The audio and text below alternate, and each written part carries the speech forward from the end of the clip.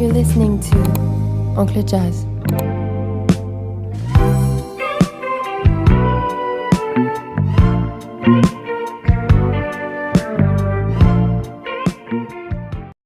Hey guys, it's me and welcome to my vlog zone. So today, aalis ako today and kikitain ko yung friend ko na si Alec. Kilala nyo naman siya guys and sa mga previous vlogs ko siya. Pupunta kami ngayon sa isang K-pop themed coffee shop sa Mandaluyong. So yung coffee shop na to is Kita Cafe, yung pangalan nung coffee shop na to. So titignan namin yung place kasi nakita ko siya sa TikTok.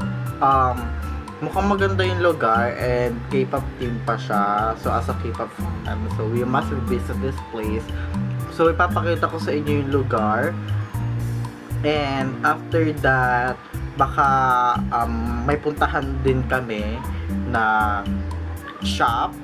Malapit lang, sa Ortigas lang din. But I forgot the place. Pero ilalagay ko na lang later yung pangalan ng place na pupuntahan namin.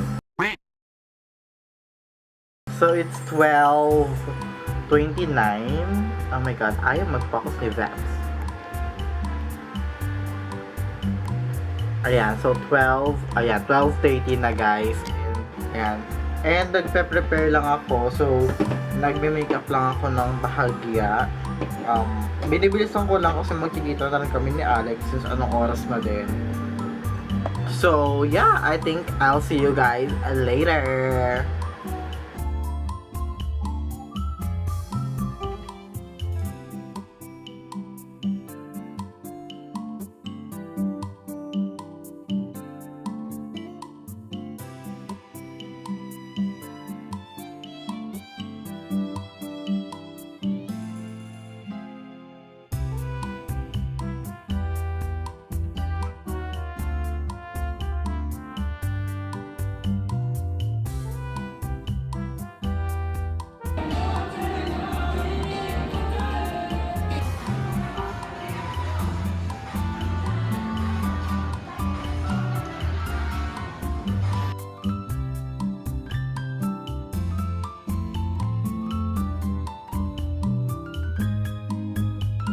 Hey guys!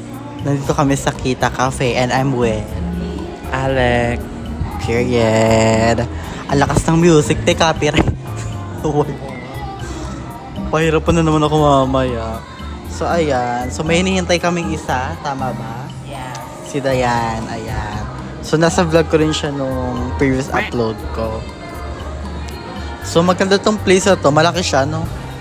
Tapos marami ring pwedeng picturean. Spots. Perfect. Period. Tapos, saan tayo pupunta mamaya? Sa podium. Yes. Period. Ay, di ba coffee shop din yun? Tapos nagkape ako. Ayan. Malapit na talagang makita si San Pedro. Yes. Di mo sure kung siya. Eh di kita-kita nila dun sa baba.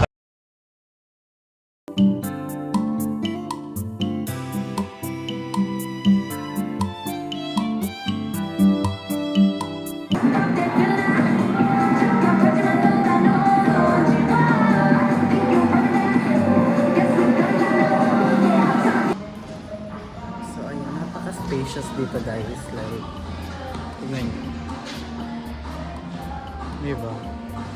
Marami kang pwedeng marami kang pwedeng pag-picture. Sabi na pakalulululo, tapos meron pa dito sa banda sa skin. Kang perfect ng iskinita, perfect. Today music copyright.